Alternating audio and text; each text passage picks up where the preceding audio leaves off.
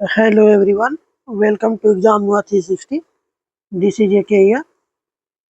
तो आज हम concept of work energy power start करेंगे। तो सबसे पहले हम बात करते हैं वर्क की कि वर्क होता क्या है। जैसा कि हमें पता है कि if the force is applied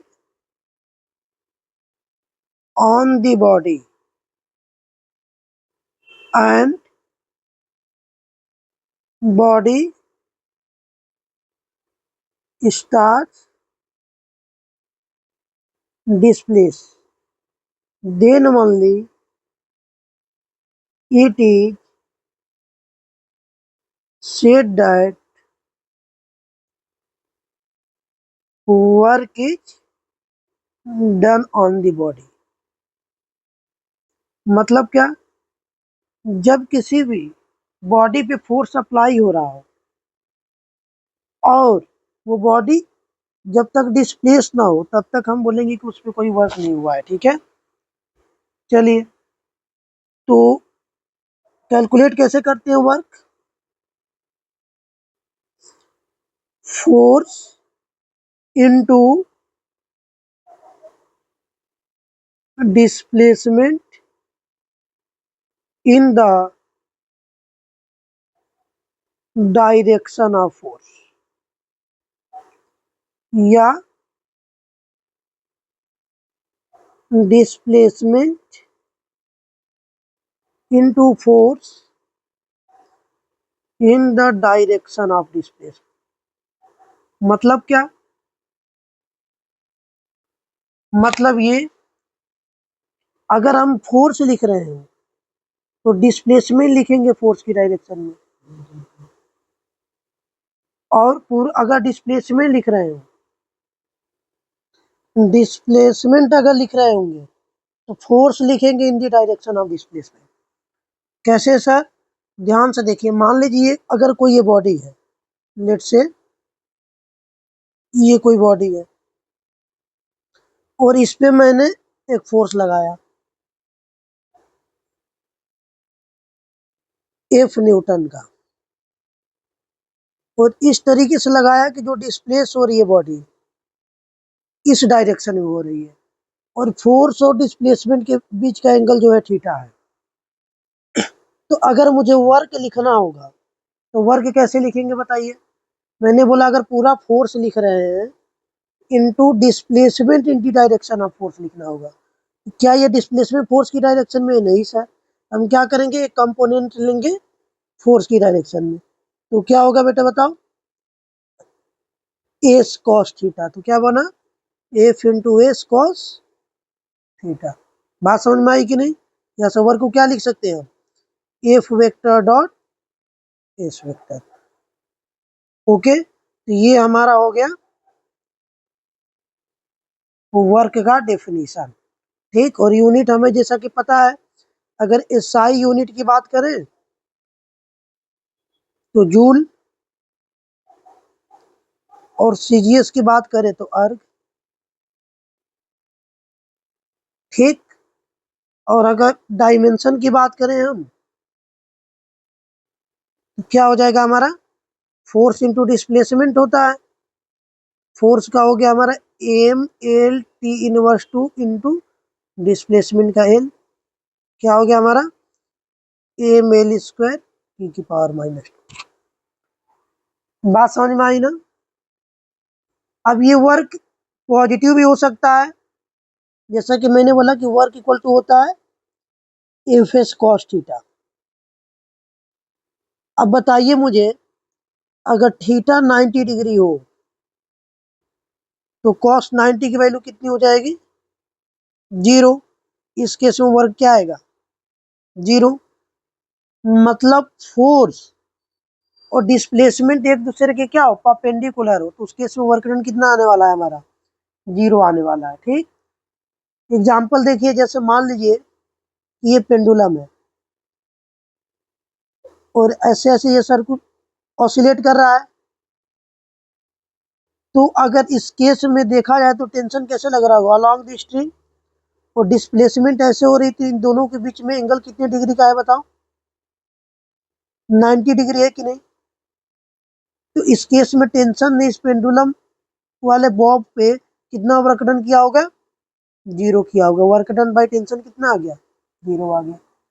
ठीक, वैसे ही अगर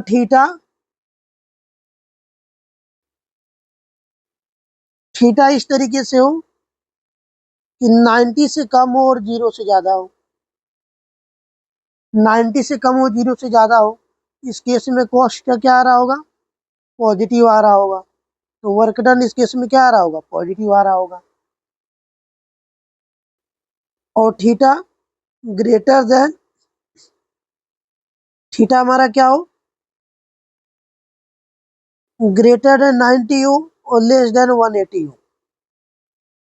इस केस में कॉस्ट का क्या आ रहा होगा? निगेटिव आ रहा होगा। तो वर्क डन क्या आ रहा होगा? निगेटिव आ रहा होगा। जैसे मान लीजिए फ्रिक्शन की बात करता हूं, हमें पता है कि किसी सरफेस के रिलेटिवली अगर हम आगे चल रहे हैं तो फ्रिक्शन पीछे लग रहा होगा। तो डिस्प्लेसमेंट और फ्रिक्शन के बीच में एंगल कितना डिग्री हो गया? 180 डिग्री। 180 डिग्री हो गया। तो इस केस में वर्क डन कितना आ रहा होगा? निगेटिव आ रहा होगा। बात समझ में आया? तो जब भी अगर इस तरीके का एंगल हो तो हम बोलेंगे positive work. Okay, positive work. अच्छा, थीटा अगर 0 डिग्री हो रहा होगा उस केस में डब्ल्यू क्या होगा? एफ एस कॉस 0 डिग्री, मतलब मैक्सिमम वर्क आ रहा होगा। ठीक है, क्या आ रहा होगा? मैक्सिमम वर्क आ रहा होगा। तो उम्मीद है कि यहाँ तक आपको कोई डाउट नहीं होगा। अब चलते हैं सेकेंड। अच्छा, मैंने बोला कि वर्क लिखना हो तो यहाँ पर मैंने लिखा F vector dot S vector. ये फॉर्मूला तब लगा रहे होंगे हम जब फोर्स क्या हो? कांस्टेंट फोर्स होगा। फोर्स क्या होगा? कांस्टेंट होगा। एग्जाम्पल, मान लीजिए फोर्स दे दिया 10 आई कैप प्लस 6 जे कैप प्लस 5 के कैप न्यूटन। ठीक, और डिस्प्लेसमेंट दे दिया कि ये कोई फोर्स लग रहा है किसी बॉडी पे, वो ए से बी की तरफ डिस्प्लेस कर दिया। 2,1,3 से ये बॉडी डिस्प्लेस होगी 5,1,4 पे। तो डिस्प्लेसमेंट वेक्टर क्या होता है बताइए जरा? Final position vector minus initial position vector. अब बताइए फाइनल पोजीशन वेक्टर कहाँ पे होगा? 5,1,4 है। तो अगर मुझे फाइनल पोजीशन वेक्टर लिखना है तो क्या लिखूंगा मैं? 5 आई कैप प्लस 1 जे कैप प्लस 4 के कैप। और इनिशियली 2,1,3 पे था तो इनिशियल पोजीशन वेक्टर क्या होता? 2 आई कैप प्लस 1 जे कैप प्लस 3 के कैप। जब डिस्प्लेसमेंट वेक्टर लिखना होगा तो final position vector minus initial position vector. तो डायरेक्ट डिस्प्लेसमेंट वेक्टर को क्या लिख सकता हूँ मैं? फाइनल 5 माइनस 2 3 आई कैप प्लस 1 माइनस 1 0 जे कैप प्लस 4 माइनस 3 1 के कैप। ये हो गया हमारा मीटर। और जैसा कि अगर वर्क निकालना हो तो हमें डॉट प्रोडक्ट करना पड़ेगा, तो हम डायरेक्ट क्या कर सकते हैं? F vector dot S vector. बात समझ में आई कि नहीं? कैसे हो जाएगा बताइए? कभी भी वर्क डन निकालना होता है तो हम क्या करते हैं? आई को आई के साथ डॉट प्रोडक्ट करते हैं। तो 10 3 जा 30 प्लस 6 इंटू 0 0 प्लस 5 इंटू 1 5, मतलब 35 जूल। ये हमारा हो गया work done by constant force. अगर मान लीजिए लेट से अगर फोर्स वेरिएबल हो, फोर्स क्या हो? वेरिएबल हो, यानी कि work done for variable force.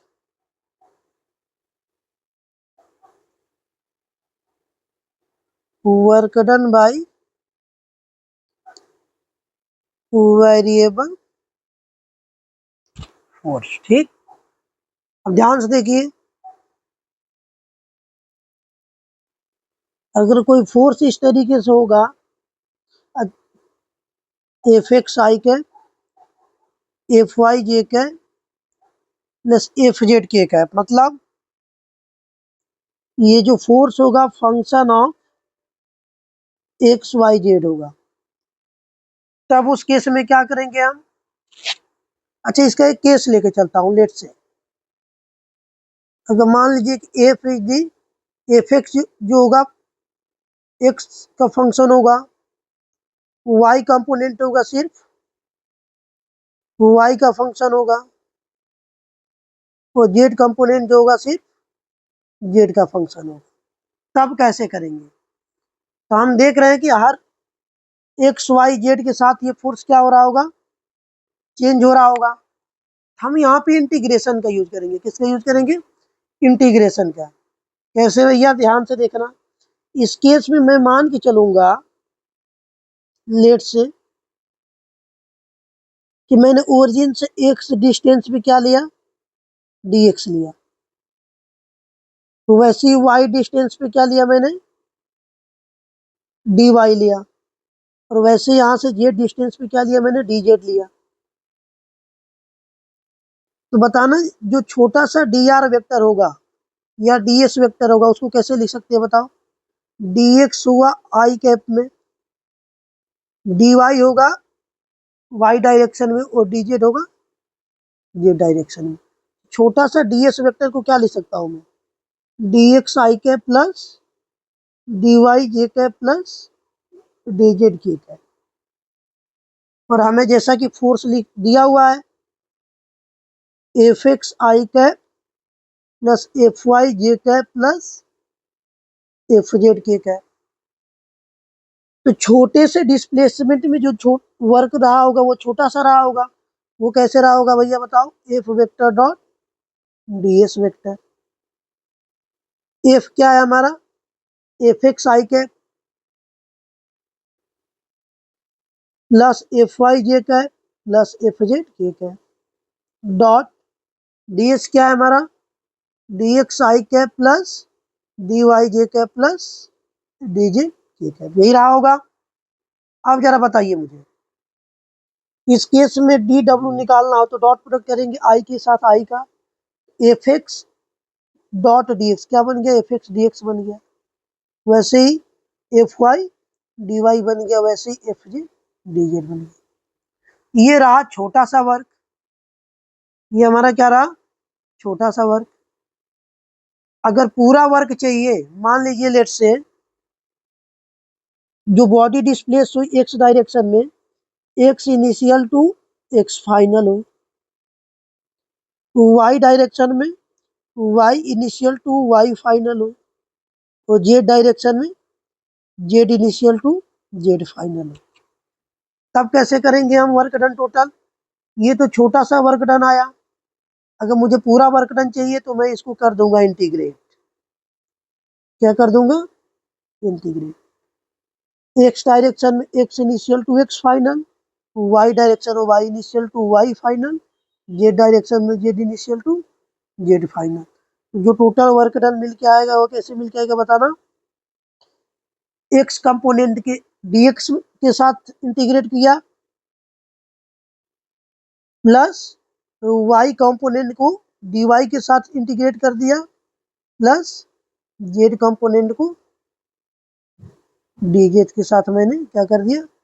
Integrate कर दिया। समझ में आ रहा है कि नहीं? इस फंडे का यूज करेंगे हम वेरिएबल फोर्स से।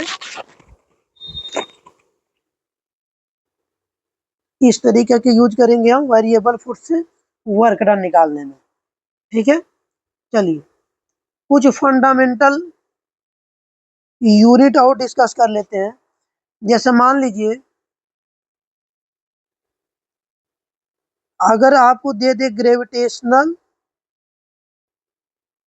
Unit of work, gravitational unit of work.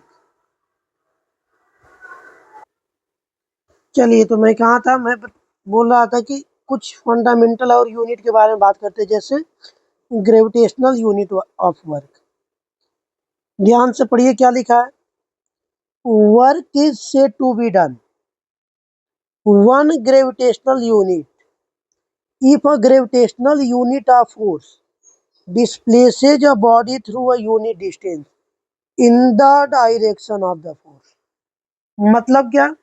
मतलब बेसिकली ये कि अगर कोई 1 यूनिट ग्रेविटेशनल फोर्स हो, 1 यूनिट ग्रेविटेशनल फोर्स हो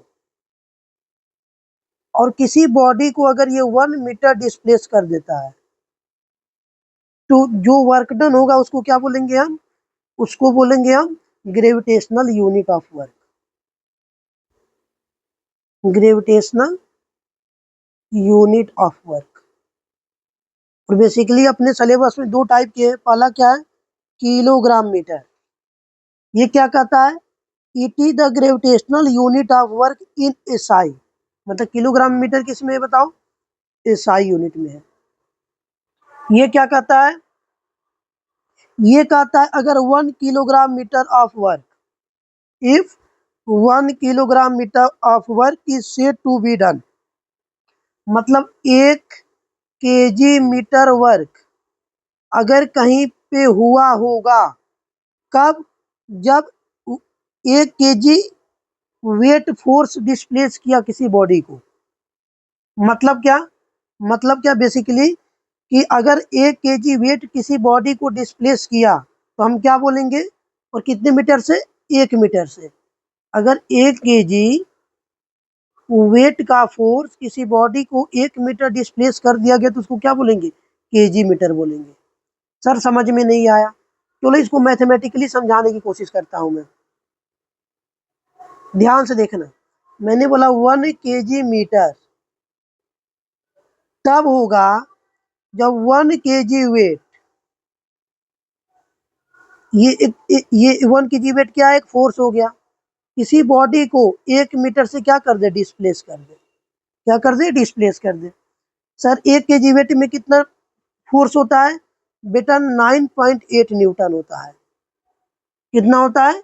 9.8 न्यूटन होता है।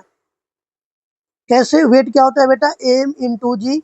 अगर मास को 1 केजी ले लूँ और जी की वैल्यू कितनी होती है? 9.8 न्यूटन। तो बताओ 1 केजी में कितना वेट आया? 9.8 न्यूटन।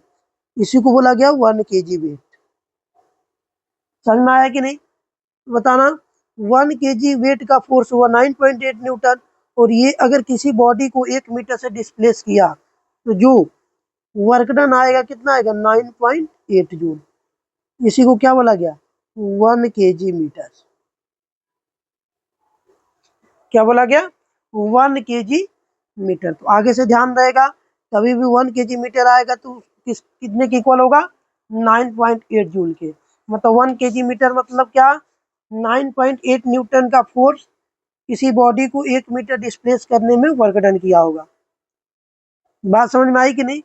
वैसे एसआई में होता है gram centimetre. Sir gram centimetre क्या होता है? बिल्कुल वैसे जैसे एसआई में केजी मीटर होता था, तो मैं इसको कन्वर्ट कर दिया। अगर मैं लिखूं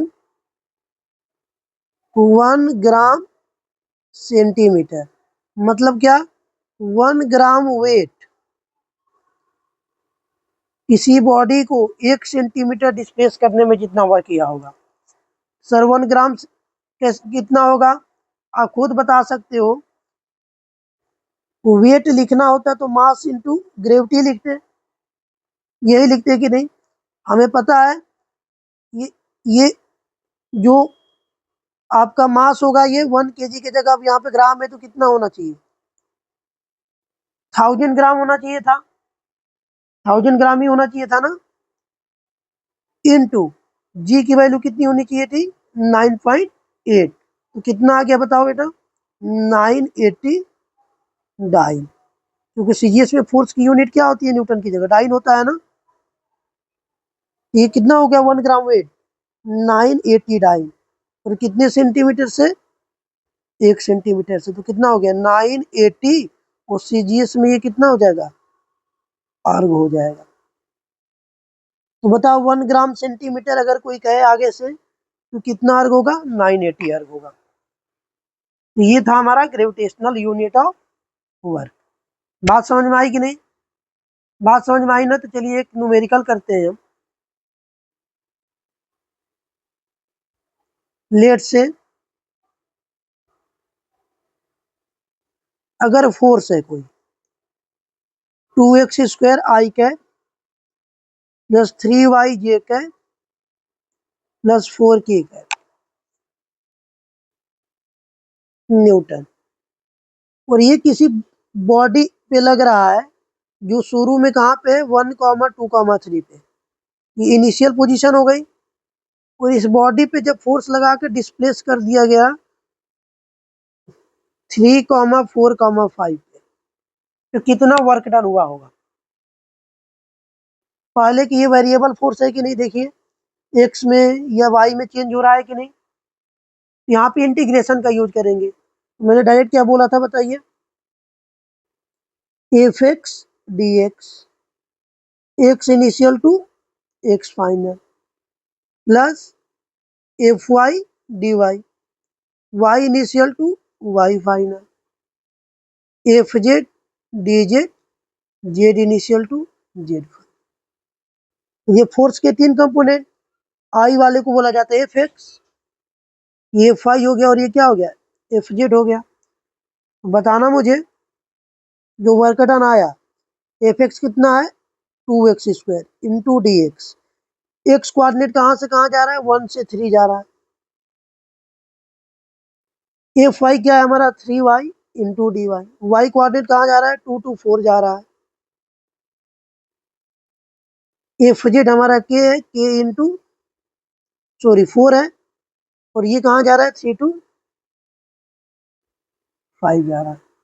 चलिए जरा इंटीग्रेट करिए, 2 तो हमारा कांस्टेंट x² का क्या हो जाएगा x³ बाई 3 1 से 3 तक, 3 हमारा कांस्टेंट y dy का y² by 2 2 to 4 4 into D Z क्या आ जाएगा हमारा जेड 3 से 5।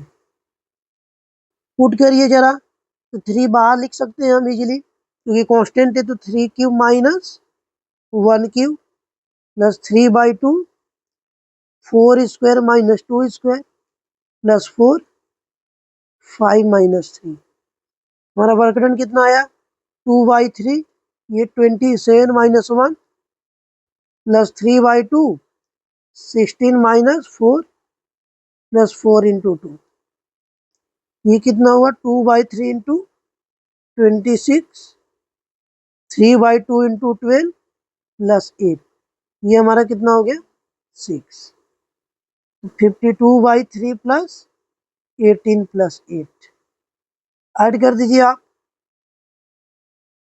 52 प्लस 54 प्लस एलसीएम ले लिया हमारा 24 हो गया, तो कितना आ गया हमारा 130/3 जूल। यही आया ना। इस तरीके से हम क्या करेंगे वेरिएबल फोर्स का वर्क डन निकाल लेंगे। तो एक बात हमें समझ में आई, जो वर्क डन है वो क्या है हमारा integration of F vector dot D S vector है, यही है ना। अच्छा, इसको दूसरे तरीके से क्या बोल सकते हैं बताइए जरा। इसको बोल सकते area of force displacement graph when graph is projected on displacement axis।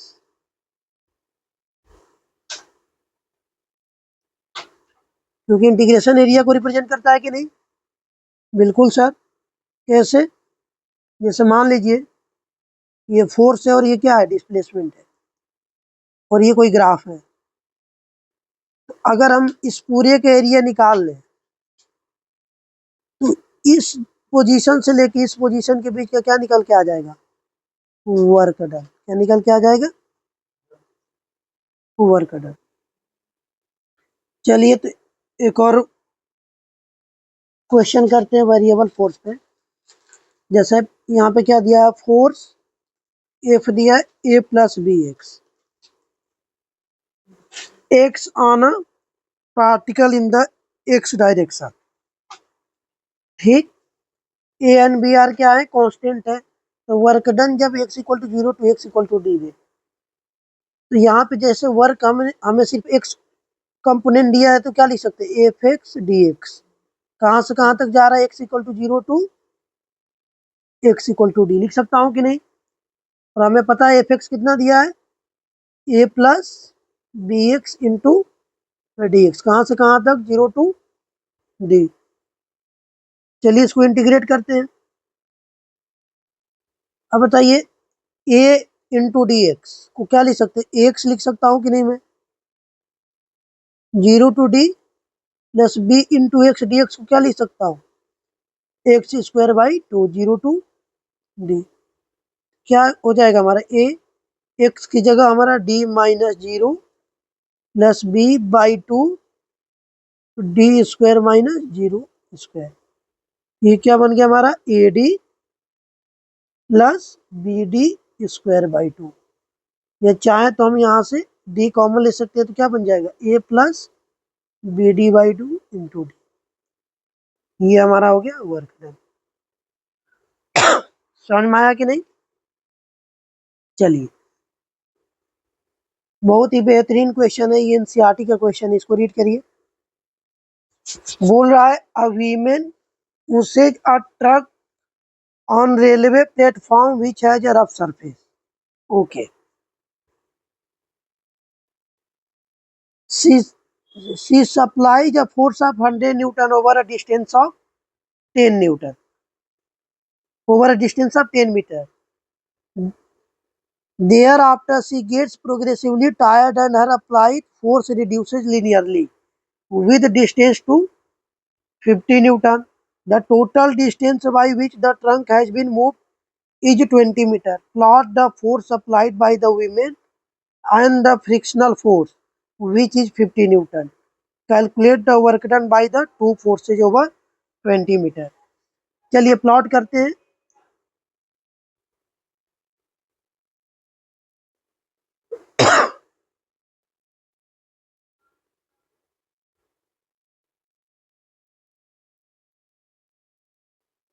मान लीजिए इस एक्सिस में मैं फोर्स दिखाता हूँ और यहाँ पे डिस्प्लेसमेंट।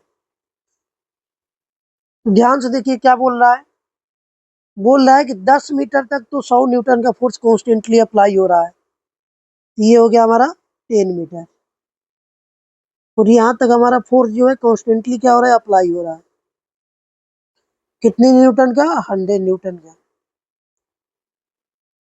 तो उसके बाद वो क्या हो जा रही है, टायर्ड हो जा रही है, और 10 मीटर से 10 मीटर तक लिनियरली क्या हो रहा है, रिड्यूस हो रही है। और कहाँ पे आ जा रही है रिड्यूस होके, 50 न्यूटन पे। लेट से ये हो गया हमारा नेक्स्ट 10 मीटर मतलब 20 मीटर। यहाँ पे जो फोर्स है वो कितना है बताओ, 50 न्यूटन। इसके अलावा 20 मीटर तक कांस्टेंट एक फ्रिक्शनल फोर्स अप्लाई हो रहा है, जो कि कितना है, 50 न्यूटन है। तो बताना फ्रिक्शनल फोर्स निगेटिव होता है ना, तो मैंने इसको कर दिया निगेटिव में, माइनस 50 न्यूटन। ये क्या है, हमारा फ्रिक्शनल फोर्स है।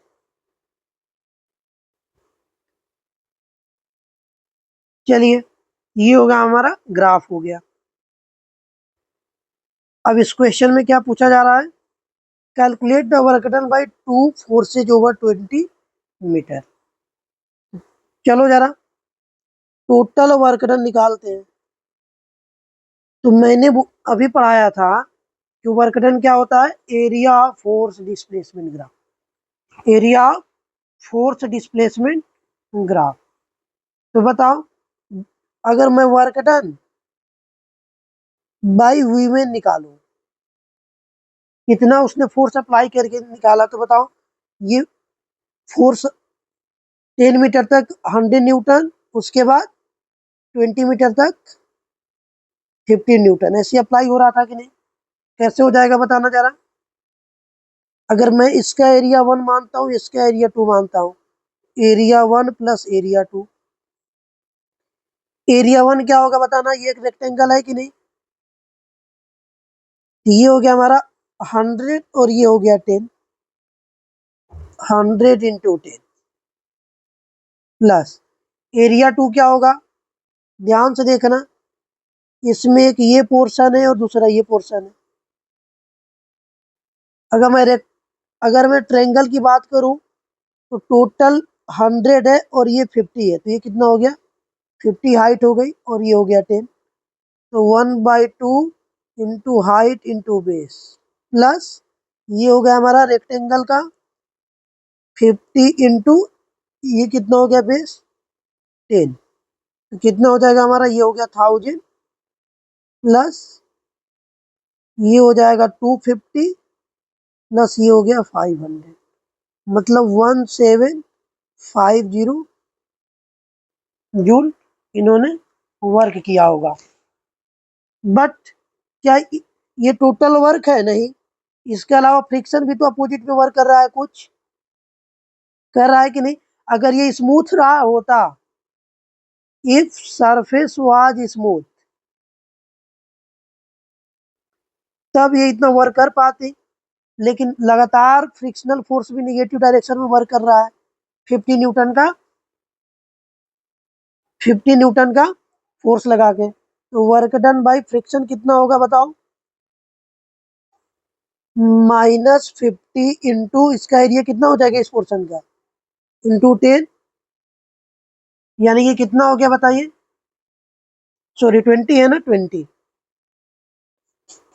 कितना हो गया, -1000 जूल। ये किसके द्वारा हो गया, work done by frictional force. बात समझ में आई कि नहीं। तो नेट वर्क डन कितना बना, नेट वर्क डन हो गया 1750 माइनस 1750, अगर नेट पूछता तो। समझ में आया कि नहीं, इस क्वेश्चन को हमने कैसे सॉल्व किया। अब आ जाते हैं हम थोड़ा सा काइनेटिक एनर्जी की तरफ, टाइप्स ऑफ एनर्जी। क्या होता है kinetic energy, the energy possessed bye a body by the virtue of its motion is called kinetic energy. क्या बोला मैंने, जब बॉडी मोशन में हो रही हो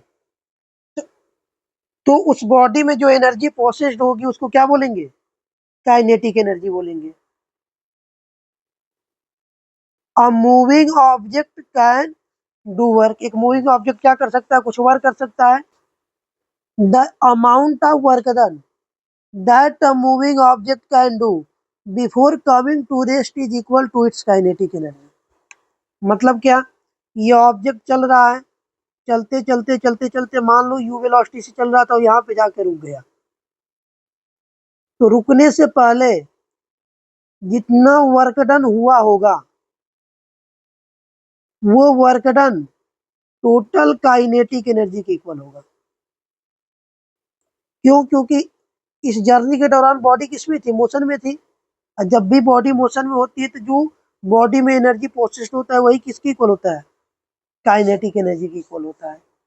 जैसे कुछ एग्जांपल देख लेते हैं। A moving hammer drives a nail into the wood, being in motion it has a kinetic energy or ability to do work.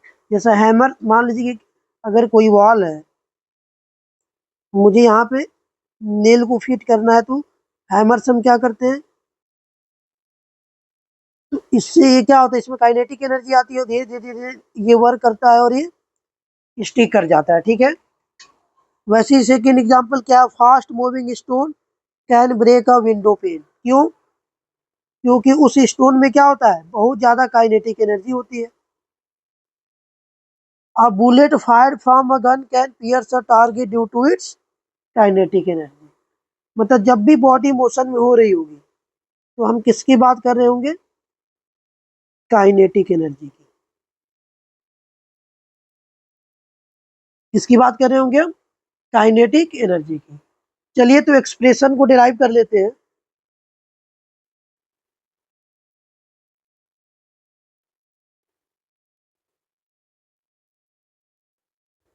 Expression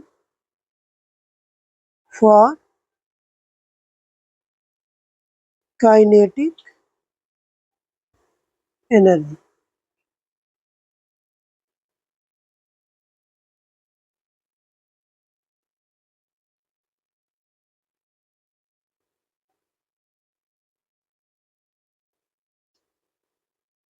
मान लीजिए कोई बॉडी है मास m की, ठीक। अगर शुरू में इसकी वेलोसिटी क्या है, 0 है। मैंने कुछ फोर्स लगाया, फोर्स लगाने से बॉडी क्या की, एक्सेलरेट की, और ये मान लीजिए क्या t इक्वल टू 0 पे इनिशियल वेलोसिटी 0 थी, और एट t पे इसकी वेलोसिटी v है, लेट से। और इतनी देर में कितनी डिस्प्लेस होगी बॉडी, s। तो इसमें कितनी काइनेटिक एनर्जी आई, हमें पता है। अभी जैसे हमने काइनेटिक एनर्जी क्या पढ़ा था, energy processed bye a body by virtue of its motion. तो हमें पता है कि जब फोर्स लगाया गया होगा तो वर्क डन कितना हुआ होगा, force into displacement, F into S. अच्छा, एस को हम कैसे क्या लिख सकते हैं थर्ड इक्वेशन से, वी स्क्वायर, जैसा कि आपने पढ़ा है ना, V square minus U square equal to 2s। इसको क्या लिख सकते हैं, V square minus U square by 2a। जैसा कि हमारी इनिशियल वेलोसिटी 0 थी तो क्या आ गया, वी स्क्वायर बाई 2a। तो वर्क डन क्या हो गया, एफ, फोर्स को क्या लिख सकता हूं मैं, मास इंटू एक्सलेशन। क्या हो गया, mass into acceleration into S, क्या आ गया, वी स्क्वायर बाई 2a। ये से कैंसिल हो गया तो वर्क डन क्या आ गया हमारा, M into V square by 2। यानी कि वर्क डन को क्या लिख सकता हूँ, 1/2 into mass into velocity square. ये हमारा आ गया, जब बॉडी मोशन में होगी तो कितना वर्क डन रहा होगा, जिसकी वजह से उसमें एनर्जी स्टोर हुई होगी। इसी को बोला गया काइनेटिक एनर्जी। इसी को क्या बोला गया हमारा, काइनेटिक एनर्जी। बात समझ में आई कि नहीं, बात समझ में आई ना। अब आते हैं, अच्छा ये मैंने तब माना जब फोर्स को क्या माना था, कांस्टेंट। अगर मैं मान लूं expression for kinetic energy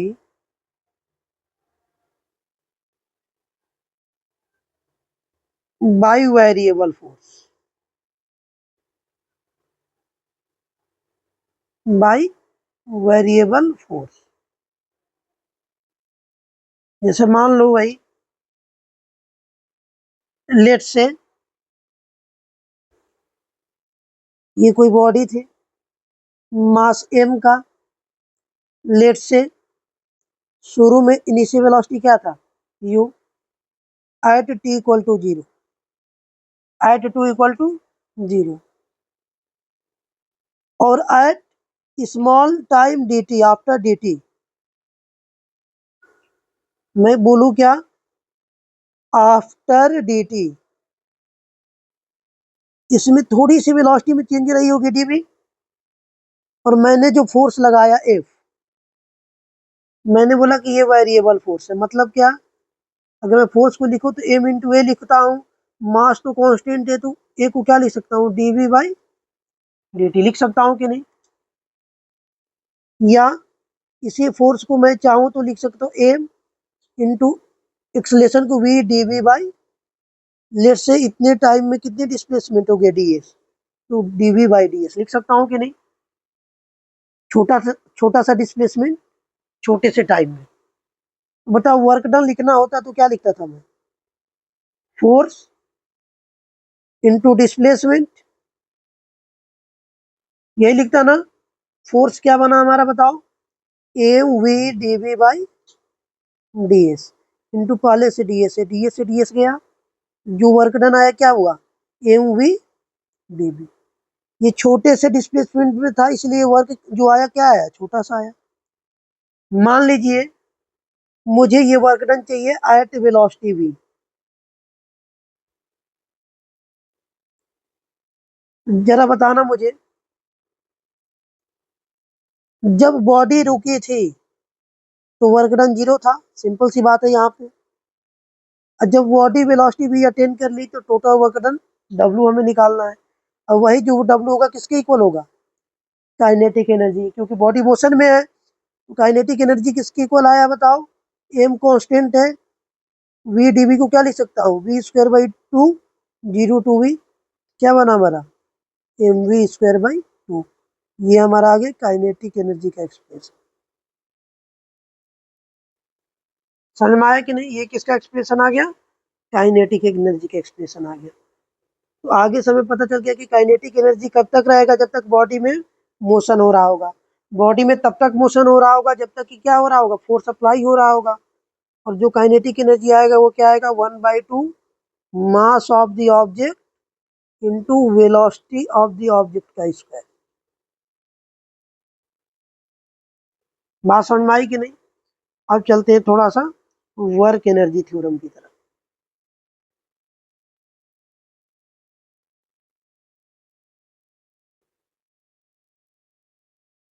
work energy theorem.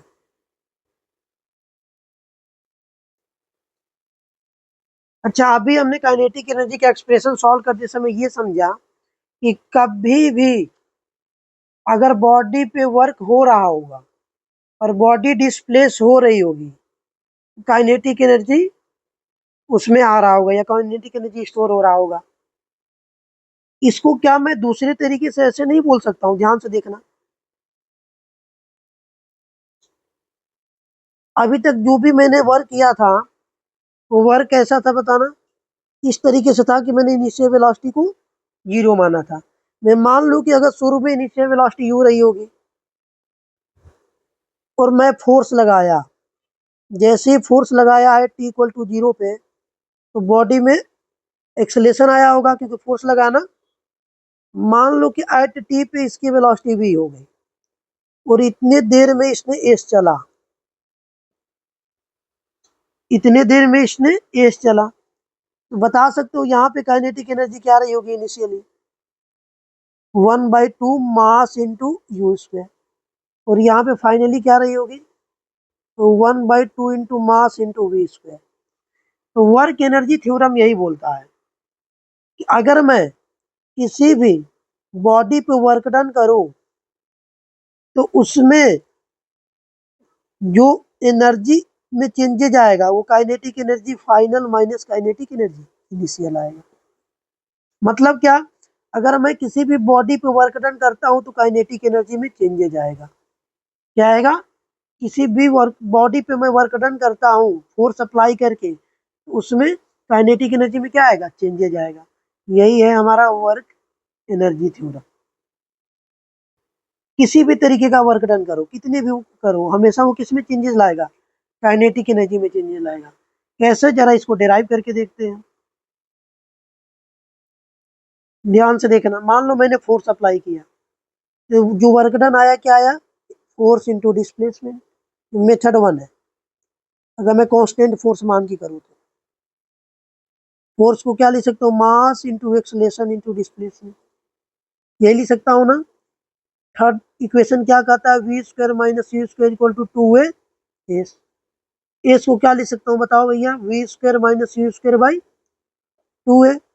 Put करो जरा, क्या आएगा, M into A into S की जगह V square minus U square by 2a।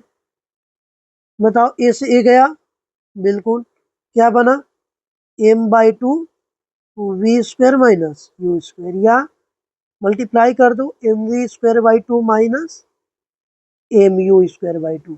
ये क्या है, इसको 1/2 into mass into final velocity square, 1/2 into mass into initial velocity square लिख सकता हूँ कि नहीं। ये क्या हुआ, kinetic energy final minus kinetic energy initial, या चेंज इन काइनेटिक एनर्जी। ये कब हुआ, जब मैंने वर्क डन निकाल के देखा। यहाँ से क्या बात समझ में आई, यहाँ से यही समझ में आया कि कभी भी किसी बॉडी पे वर्क डन हो रहा होगा, काइनेटिक एनर्जी में चेंजेज आ रहा होगा। इसी को बोला गया वर्क एनर्जी। ठीक है, चलो मेथड 2 से देख लेते हैं।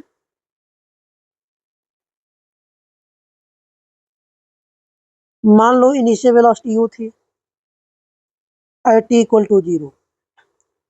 अगर छोटे से डिस्प्लेसमेंट में एट dt पे ये मान लो कि अगर कोई वेलोसिटी शुरू में v रही होगी तो बाद में क्या आ रहा होगा बताना। उसमें छोटा सा चेंज रहा होगा कि नहीं, v प्लस डी वी। और फिर थोड़ा सा ही चेंजेस आएगा ना। मान लो इनिशियल वेलोसिटी इसकी क्या थी, u थी, तो लिख सकता हूँ u प्लस डी यू, कोई प्रॉब्लम नहीं है ना। और मान लो फाइनल वेलोसिटी इस डिस्प्लेस होने के बाद जो हुआ वो v हुआ। कब? जब मैंने फोर्स F अप्लाई किया तो वेलोसिटी तभी तो चेंज हो रही होगी ना। तो वर्क डन को कैसे लिख सकता हूँ, फोर्स इनटू डिस्प्लेसमेंट। अगर छोटा सा वर्क डन लिखना हो तो फोर्स को कैसे लिख सकता हूँ, M into A into displacement. ए को क्या लिख सकता हूँ, v dv बाई ds, और पहले से ds है। छोटा सा वर्क डन क्या बना हमारा, M V D. Total work done चाहिए मुझे, बताना। इनिशियल वेलोसिटी क्या था हमारा u, तो फाइनल वेलोसिटी क्या हो गया v। इतने में वर्क डन कितना रहा होगा, w क्या आएगा, M V square by two U to V. क्या बना हमारा, अपर लिमिट हुआ तो हाफ एम वी स्क्वायर और लोअर लिमिट हुआ तो minus half M U square. यहाँ से भी वही आया, kinetic energy final minus kinetic energy initial. ये था हमारा वर्क एनर्जी थ्योरम। बात समझ में आई कि नहीं। अच्छा, मैं काइनेटिक एनर्जी को मोमेंटम के टर्म में अगर लिखना चाहूँ तो काइनेटिक एनर्जी क्या होता है बताइए जरा। 1/2 into mass into velocity square, यही है। अच्छा, हमें पता है कि मोमेंटम P इक्वल टू क्या होता है, मास इंटू वेलोसिटी, यही होता है ना। चलो लिखते हैं, काइनेटिक एनर्जी को 1/2 into mass into velocity square है। एक काम करता हूँ, एक बार ऊपर मास से मल्टीप्लाई कर देता हूँ, नीचे भी मास से। तो क्या आ जाएगा, 1/2 इंटू ऊपर का मास मिलके M square into V square by M, या 1/2 एम स्क्वायर वी स्क्वायर को क्या लिख सकता हूँ, एम वी का whole square into M. M V क्या है, पी लिख सकता हूँ कि नहीं इसको, मोमेंटम क्या आ गया, 1/2 into P square by M. Kinetic energy को और कैसे लिख सकता हूँ, पी स्क्वायर बाई 2 है। ओके, चलिए ये रहा हमारा वर्क एनर्जी थ्योरम और काइनेटिक एनर्जी का एक्सप्रेशन। नेक्स्ट क्लास में हम पोटेंशियल एनर्जी और पोटेंशियल एनर्जी का एक्सप्रेशन समझेंगे, फिर उसके बाद कंजर्वेशन ऑफ एनर्जी समझेंगे। ठीक है, चलिए।